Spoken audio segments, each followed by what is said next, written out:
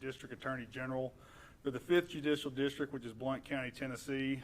Obviously to my left is Sheriff Berrong, and to my right is Sheriff Spangler, the Knox County Sheriff. TBI agent in charge, Derek Newport, is here with us, as long as Deputy Chief Jeff French and Sheriff Jimmy Davis from Loudoun County.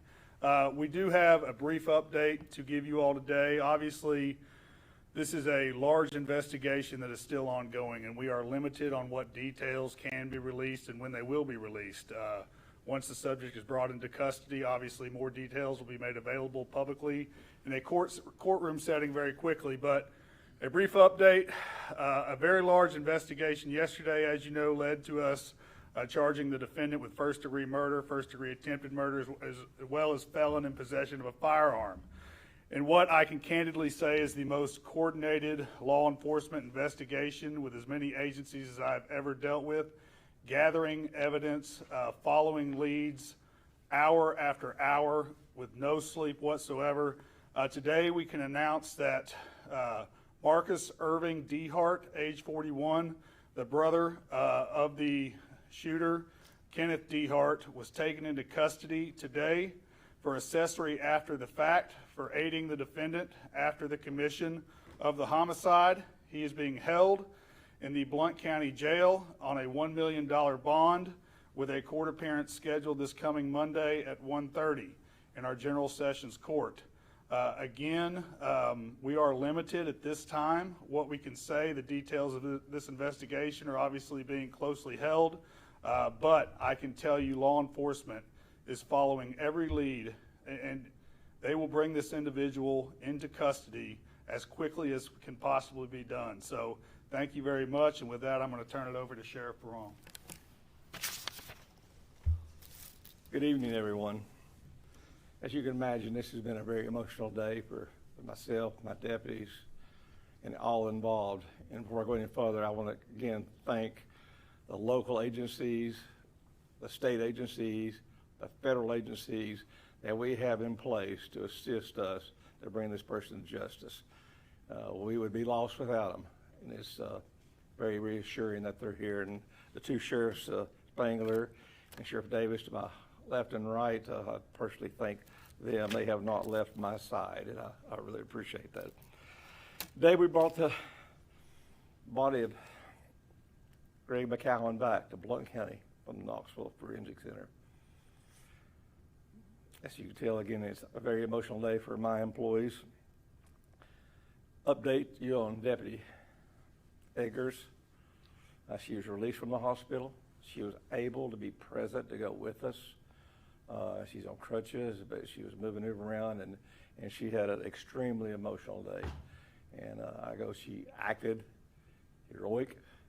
She did her job, and she's lucky to be alive. But keep her in your prayers as she heals emotionally and physically.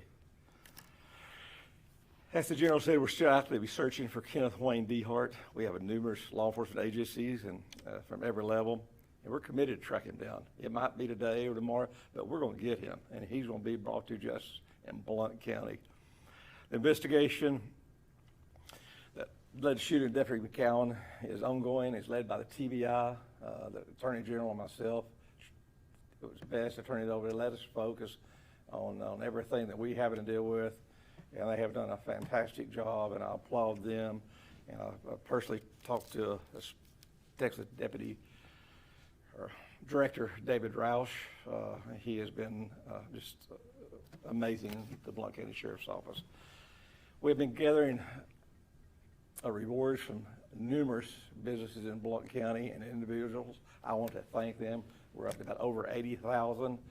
In one business, or local business, Smith & Wesson, is in New Adair County, and Mark Smith, the president, called me this morning and put up $40,000 of it, and I want to applaud them to helping us resolve this in a timely manner.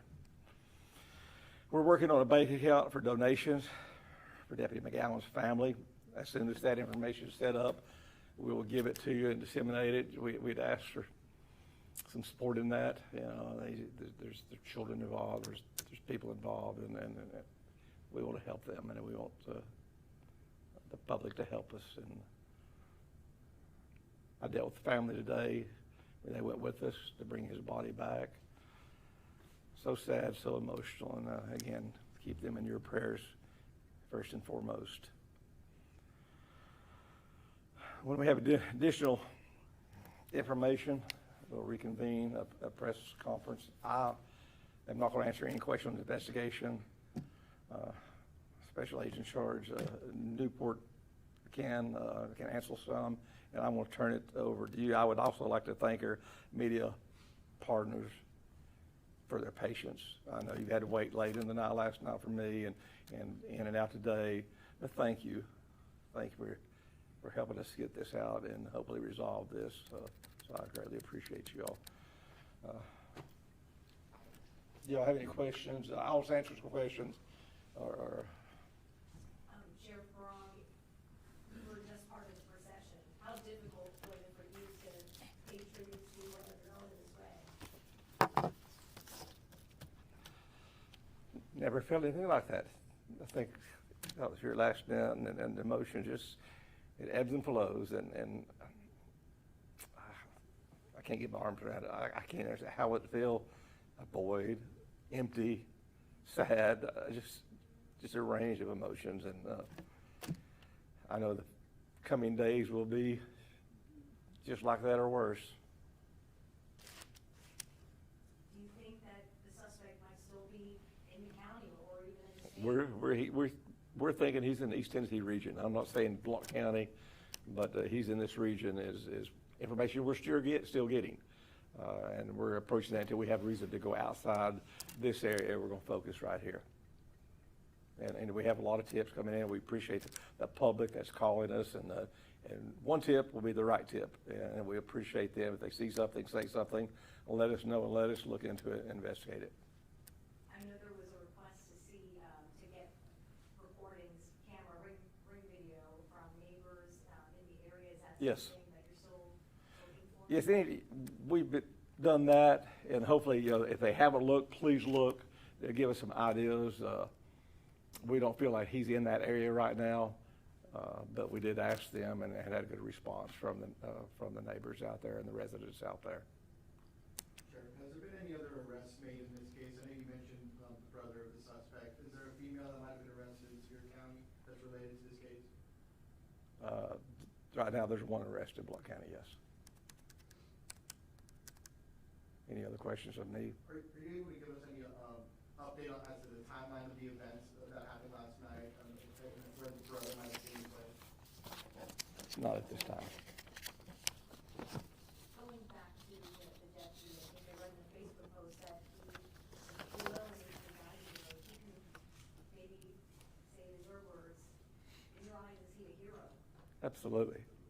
And when that tape is disseminated and you see how the chain of events went down and you see how he reacted, how she reacted, you'll agree with that statement. Could you share any information what the original traffic stop was for? To be honest with you, I think it was speeding. I'm not sure. I've been overwhelmed with the task at hand. Do you know what? It was a multiple failure to maintain lane. Being in the wrong lane to travel was the initial traffic stop. But we shouldn't go into too much detail outside of that. But I think suspicion of, erratic driving and what could be the cause of that was the initial cause. Thank you, General. Yes, sir. All right, we'll take one more if y'all got something. If you don't have one, that's good too. Thank you all. Appreciate your patience.